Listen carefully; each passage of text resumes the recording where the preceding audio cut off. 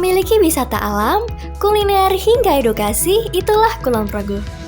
Banyak pilihan destinasi untuk wisatawan lokal maupun mancanegara. Jika Yogyakarta terkenal akan kulinernya, maka Kulon Progo terkenal dengan budaya yang masih kental. Kulon Progo ini kami menyebutnya The Jewel of Java.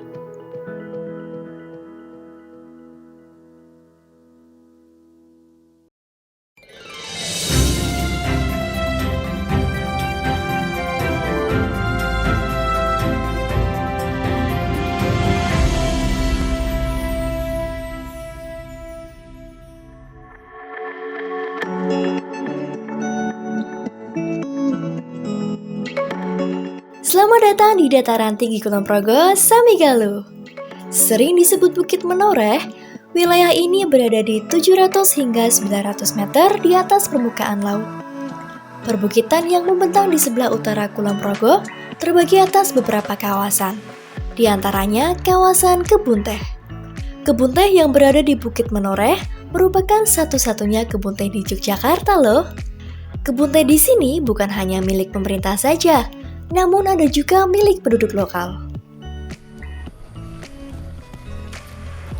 Nah pemirsa, kali ini saya sudah berada di kebun teh milik salah satu penduduk lokal yang ada di Samigalo. Pengen tahu seperti apa? Yuk ikutin terus. Terlihat dari namanya, kebun teh Kisuko dicetuskan salah satunya oleh Pak Sukohadi. Kemudian, tempat ini dijadikan objek wisata. Sekitar 6 tahun silam, kebun teh ini hadir sebagai tujuan wisata. Sejauh mata memandang, luas kebun teh Linggo ialah 136 hektar. Dari mana nih? Oke, dari ngabis keliling Pak ada juga. Iya. Oke pemirsa, kali ini aku sudah bersama Pak Sukohadi, pemilik kebun teh yang ada di Samigalo ini ya Pak ya? Betul. Oke Pak, ini mumpung ketemu Bapak nih di sini, boleh nggak diajarin cara metik daun teh yang benar gitu Pak? Itu kita pakai gini. Ya, jadi kita jepit terus kita tekuk kayak gini. Oh, jepit tarik gitu ya Pak iya, ya? Gitu, kayak gitu. Boleh saya nyoba Pak? Boleh silahkan. Ini, Ya. 2 apa 3 Pak nih? Ini. 3 boleh, 2 boleh. Ya, Ini. nah gitu betul itu. Oke, ini dia pemirsa cara metik yang benar ya Pak ya? Betul. Nah Pak, kalau udah dipetik gini biasanya proses selanjutnya tuh diapain sih Pak? Kalau kita yang paling favorit adalah teh sangrai. Yang kita sangrai pakai sangan tanah. Yang ada bau sangrai-sangrainya itu habis kita petik hitungan menit, jangan sampai berjam-jam, langsung kita cut enzyme. Oke. Di cut enzyme di sana 1/4 jam sampai kandungan airnya turun 20%, kemudian nanti bisa kita proses ke tungku-tungku berikutnya. Nanti bisa presan di Ya, boleh ya Pak ya, nanti saya ikut ke boleh. sana. Siap. Oke. Pemirsa langsung aja ikutin yuk proses pembuatan teh.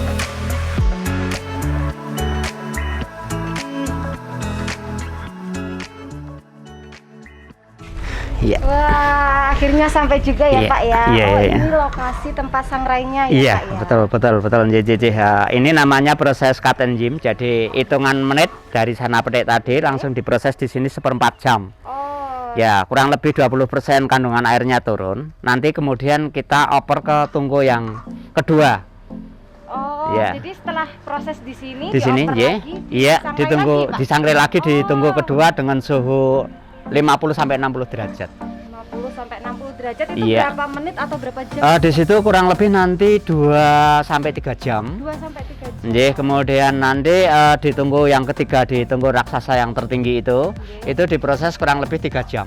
3 jam. Jadi total keseluruhan nih berapa jam nih Pak? Hampir 6-7 jam. 6-7 jam Iya. untuk menghasilkan teh sangrai. Teh sangrai yang punya kualitas bagus, yang premium ya, betul. Nah ini Pak, mumpung udah nih proses selanjutnya. Nah ini kita masukkan di tungku kedua itu. Boleh monggo silahkan ya. Nah disinilah kita proses yang masuk ke tungku kedua. Kenapa kok bisa diukur suhunya Kisuko? Yang tadi kan sumber api, semakin jauh dari sumber api itu suhu semakin berkurang, sehingga ketinggian sangan tanah ini tidak asal kita bikin, tapi kita cek suhunya. Disinilah kita memerlukan suhu 60-50 derajat. Jadi benar-benar terkontrol. Terkontrol ya. Di sini nanti 2,5 sampai 3 jam. Kemudian nanti kita masukkan di tungku raksasa yang teratas ini. Ya, ini kurang lebih 3 jam di sini. Oh, 3 jam. Ya, dengan suhu 40 derajat di sini.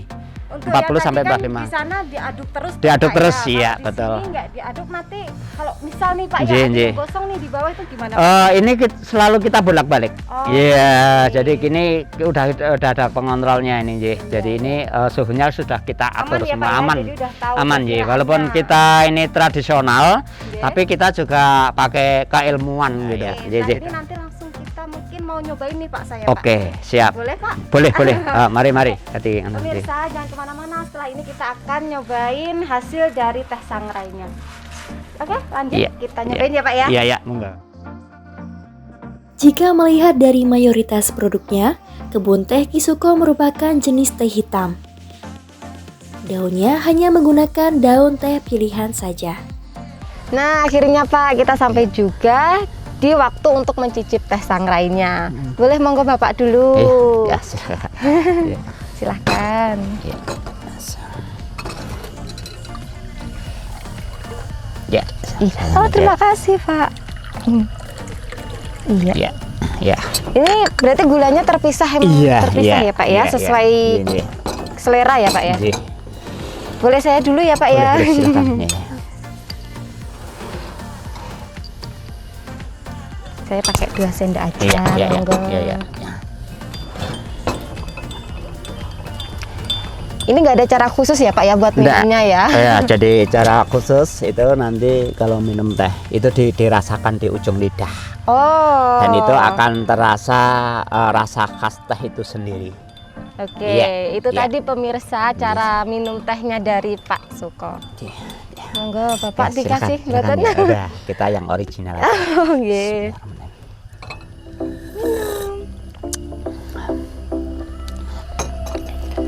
Ya, Gimana? Ciri khas banget ya Pak ya. Iya, betul. Tapi ini kok kayak ada sangit-sangitnya apa Iya. karena tadi di sangrai itu ya Pak ya? Betul, jadi namanya teh sangre atau Iya. teh sangit ini ciri khasnya ada rasa sangitnya.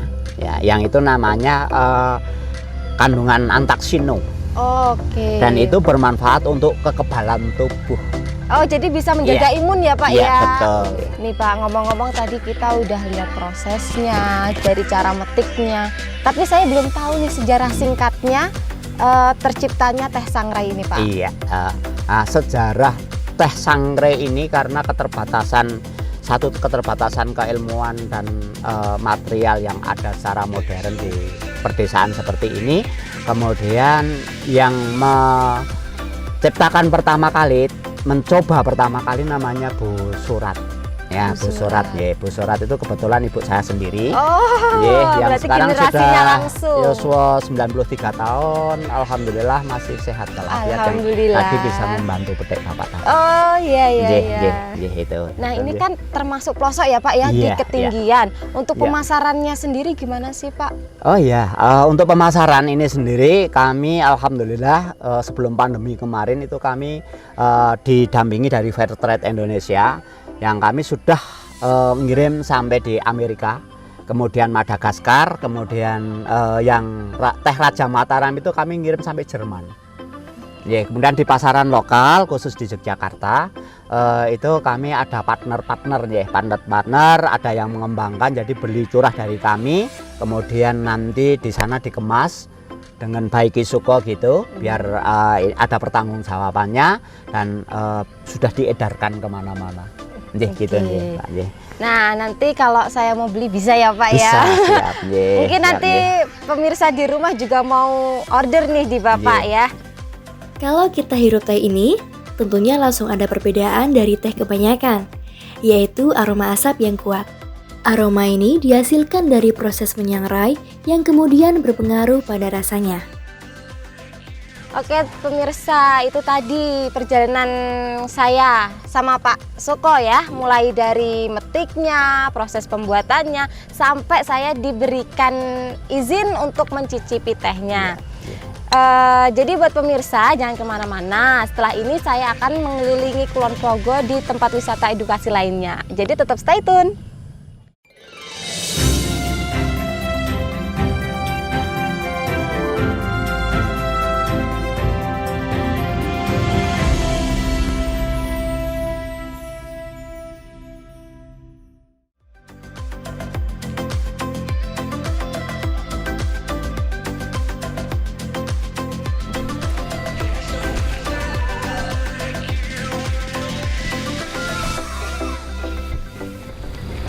saya sedang berada di peternakan kambing etawa Gapok Tantri Manunggal.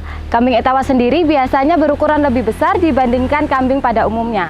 Nah, perjalanan saya kali ini akan berhubungan dengan kambing etawa, yaitu wisata edukasi pemerahan susu kambing etawa. Pengen tahu seperti apa? Ikutin terus.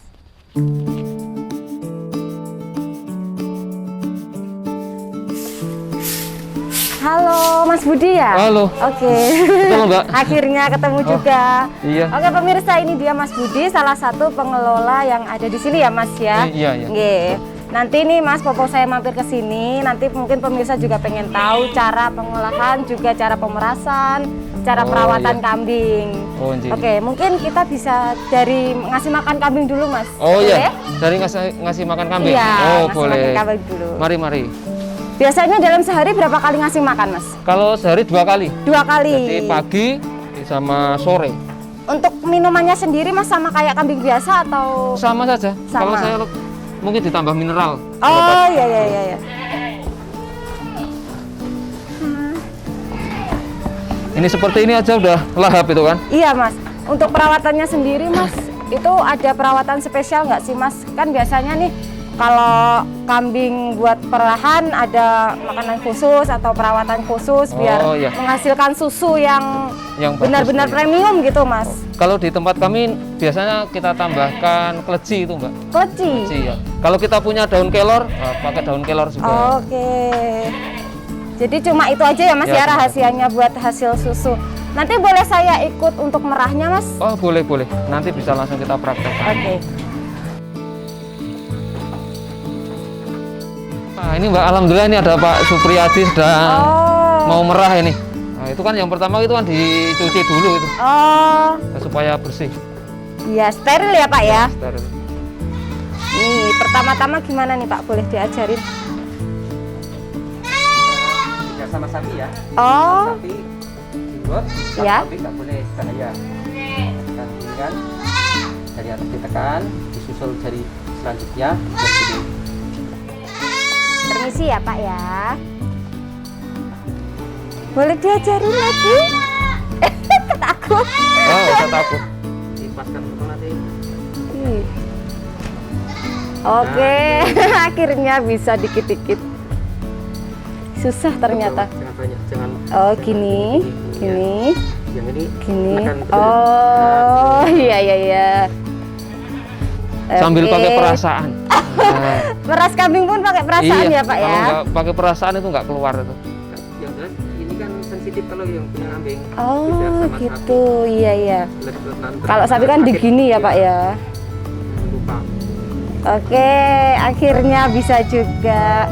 Mungkin diterusin Bapak aja, nanti saya langsung ke pembuatan. Setelah ini apa sih Pak prosesnya? Pasti kan nanti dijadiin susu langsung minum. Oh, nanti kita saring dulu. Disaring Iya, dulu. nanti Oke. setelah itu baru kita masak.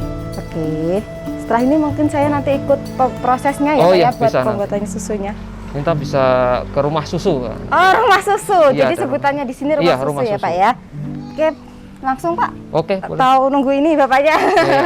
Nanti lama, nanti Bapaknya Nggak, nyusul kita tunggu, aja. jalannya Oh iya, agak lama. boleh. Ya. Oke. Ini kemana? Itu keluar Oh, iya. dulu. Lewat. Setelah proses pemerahan selesai, hasil perahan tersebut kemudian akan diolah di rumah produksi yang disebut rumah susu. Nah, ini kan ruangannya banyak nih Pak. Ada ruangan apa aja ini? Oh ini di sini ada lab mini. Lab. Biasanya kalau ada yang stok susu, kemudian kita uji dulu. Oh, Kita nggih. uji. Kalau di dalam sebelah sini ini ruang bahan baku. Kalau kita pas melimpah itu kita masukkan. Oh, jadi semua susu yang baru selesai diperah taruh sini Iya, dulu. betul. Oh, nggih. Nah, di sini tempat produksinya, Mbak. Oh, saya boleh lihat? Boleh, Lihat? silakan sama Isi ya. Mas. Oh, jadi ini yang susu yang kita tadi perah ya, Pak ya? Yang tadi dari kandang. Oh, ini langsung disaring. Proses pengkristalan susu ini bisa memakan 2 hingga 4 jam. Agar tidak hangus bagian bawahnya, susu harus terus diaduk di atas api sedang. Setelah itu, dikeringkan menggunakan oven selama kurang lebih 2 jam. Oke, nanti proses selanjutnya tinggal di grinder pakai ini aja. Oh, iya ya. Nanti biar ditemani sama Mas Supri ya. Oh, boleh. Oke. Oke. Silakan, Pak, silakan. Ya, terima kasih. Monggo, Pak Supri, Mas Supri.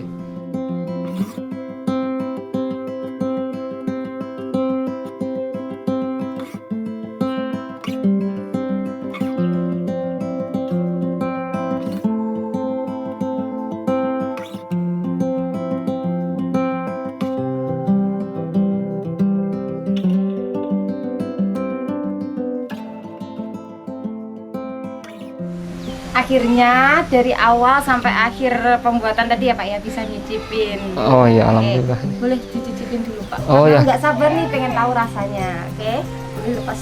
Bismillahirrahmanirrahim. Gimana Mbak? Kurang manis atau udah Pas, pas? nih Pak. Oh iya. Berarti ke depan kan. Tapi beda ya Pak ya rasanya, kalau ini kayak ada gurih, nggak kayak susu yang lain. Oh iya, memang ada khas kambingnya. Iya betul, khas kambing. Saya belum pernah nyoba sih Pak yang kambing etawa. Kalau yang kambing biasa udah pernah. Kalau ini yang etawa jadinya kan ada khas-khas. Iya. Nggak ada Etawanya. amisnya juga loh Pak kalau ini Pak. Oh, iya.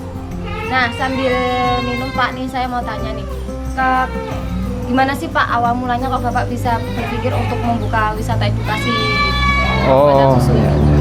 Ya pertama kan awalnya dulu itu dari Dinas Ketahanan Pangan Mbak, yang di kelompok kami di Kabupaten Trimanunggal ini memberikan sebuah motivasi bantuan. Ya, kita dikasih bantuan waktu itu kandang kambing sama kambingnya. Setelah itu kita kan harus memiliki sebuah produk turunan. Nah, dari usaha kambing itu makanya kita munculkan yang susunya. Karena di wilayah sini, khususnya di Kulon Progo, yang notabene adalah pemilik kambing etawa, itu belum begitu banyak yang memproduksi untuk susu kambing bubuk ini khususnya. Untuk di sini sendiri nih Pak, ini menyediakan hanya bubuk aja atau emang murni juga disediakan Pak? Oh, kita kalau memang ada yang membutuhkan murni, kita murni. Kemarin kita juga sudah menjual ini yang pasteurisasi. Itu yang cuman kita panaskan aja susu asli itu. Kemudian buat welcome drinknya untuk iya. misalkan kan ada anak-anak atau teman-teman yang ingin edukasi, kita welcome drinknya seperti itu. Oke, terutama seperti saya ya Pak ya, pengen Iya. tahu nih dari awal pemeliharaannya Iya, betul. sampai proses pembuatan susunya. Iya. Oke Pak, ini sambil tadi kan udah lihat dari prosesnya nih. Terus untuk pemasarannya sendiri seperti apa sih Pak? Oh, untuk pemasaran sementara ini kita bekerja sama dengan kelompok-kelompok wisata. Oh, Kemudian kedai kita juga masuk. Ke depan, karena kan ini kemarin udah izin POM-nya udah keluar. Nah, itu insya Allah kita akan masarkan lebih luas lagi. Betul, karena udah terjamin ya Pak Iya. ya. Jadi bisa lebih leluasa juga kalau udah ada izin POM-nya. Iya, betul. Oke. Coba dicicipin lagi, Mbak. Boleh. Ini untuk harga perkemasannya yang 25 gram yang tadi sempat saya kemas sama Pak Supri tadi, itu harganya berapa Pak? Oh, yang itu kita jualnya 40. 40.000. Kita kalau ecer itu ya sekitar supaya nanti di angka 4.000-an lah. Nanti kalau ada petani atau pedagang lah, bukan petani, pedagang kecil yang mau ingin jual lagi kan bisa di angka 5.000. Iya. Itu kan sudah Untuk sama-sama. satu boxnya itu isi berapa Pak? 10. 10. Nah, terima kasih ya Pak ya. Buat pemirsa, saya nggak akan berakhir sampai di sini. Nanti saya juga akan jalan-jalan bersepeda untuk ke tempat wisata kuliner Pak. Masih di Kulon Progo nih Pak. Jadi tema kali ini tuh kita di Kulon Progo semua. Eksplor Kulon Iya, betul Progo. sekali. Iya. Tetap stay tune ya teman-teman.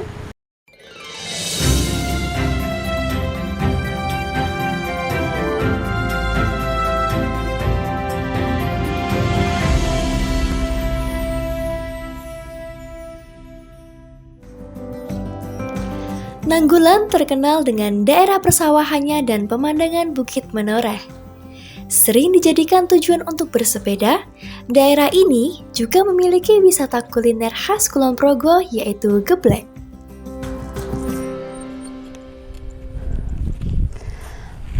Ternyata capek sekali pemirsa keliling daerah Nanggulan dengan bersepeda. Tapi pastinya seru juga ya. Nah, sesuai kata-kata saya sebelumnya bahwa saya akan berkuliner di daerah Nanggulan Kulon Progo. Saat ini saya sudah berada di daerah tersebut, di mana daerah tersebut terkenal dengan perbukitan dan hamparan sawahnya yang indah.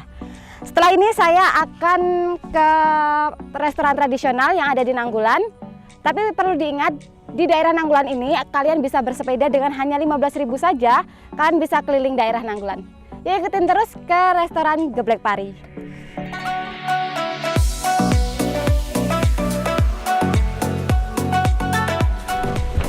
Halo Mbak, mau pesan?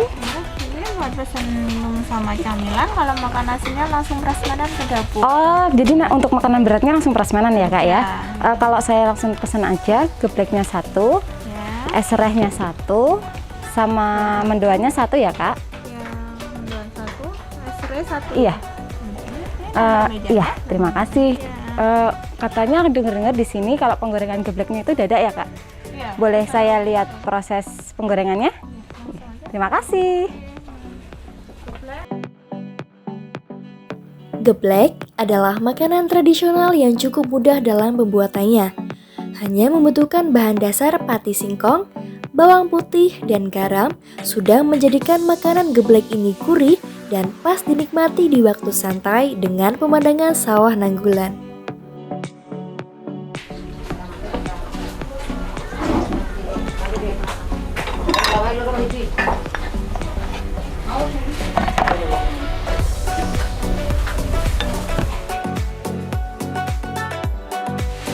Nah pemirsa, sistem makan berat di Geblek Pari ini sendiri yaitu dengan sistem prasmanan.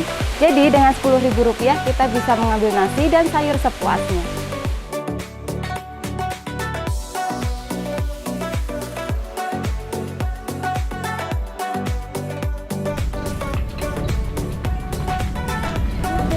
Oh ya.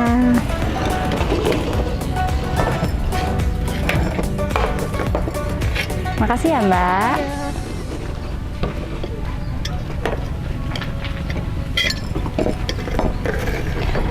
Nah pemirsa, ini tadi menu yang sudah saya siapkan. Jadi langsung aja kita coba markicop.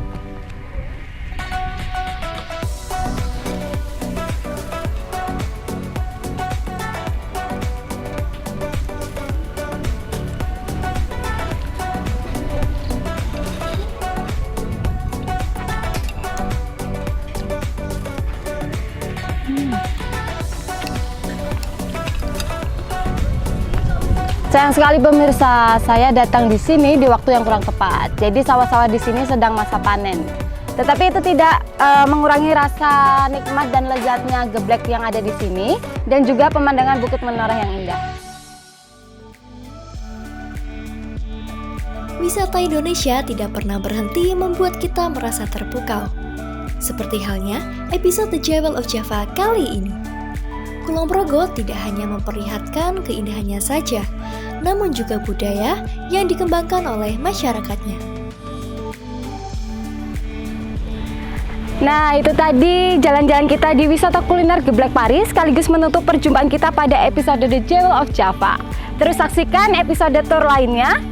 Dan jangan kemana-mana, tetap mematuhi protokol kesehatan, memakai masker, menjaga jarak, dan menghindari kerumunan.